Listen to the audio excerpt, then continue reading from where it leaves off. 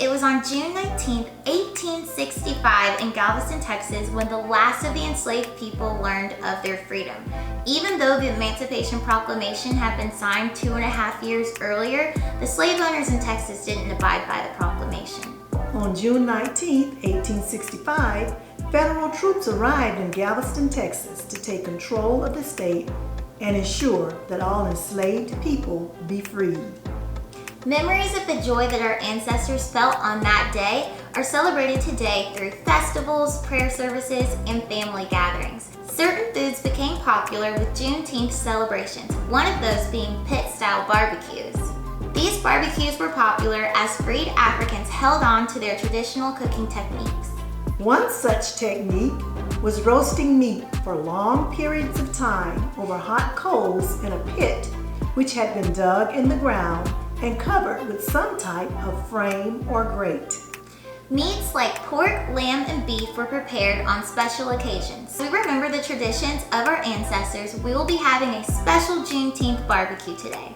Today we're going to show you how to prepare jerk ribs, grilled lamb, and steak kebabs. Let's go! In a medium bowl, mix together the following ingredients. Reserve about 1/2 cup of this marinade for basting. Place the steak in a large resealable plastic bag. Cover with the remaining marinade and seal. Refrigerate for 8 hours or overnight.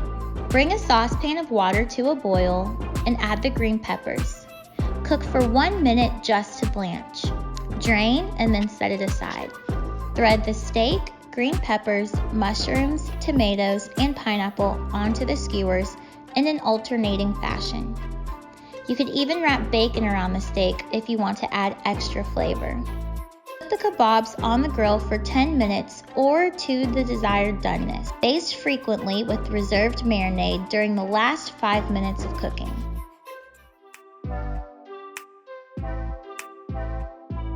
With the following ingredients, make a paste. Rub the paste on the ribs and then refrigerate overnight. Bake your ribs for about 90 minutes and then place them on the grill for about 20 minutes. Once your ribs are done, you can also make a glaze using sweet pepper sauce and barbecue sauce. I'm using about 1/2 cup of barbecue sauce and about 2 tablespoons of sweet pepper sauce. Combine all the spices, garlic, ginger, and olive oil in a small bowl and set aside. Rub the mixture into the lamb and repeat on the other side.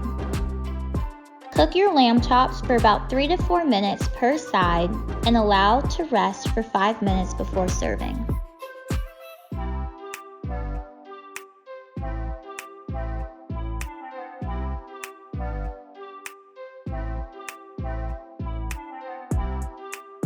We celebrate with food and red drink to commemorate the resourcefulness and the resilience of our ancestors.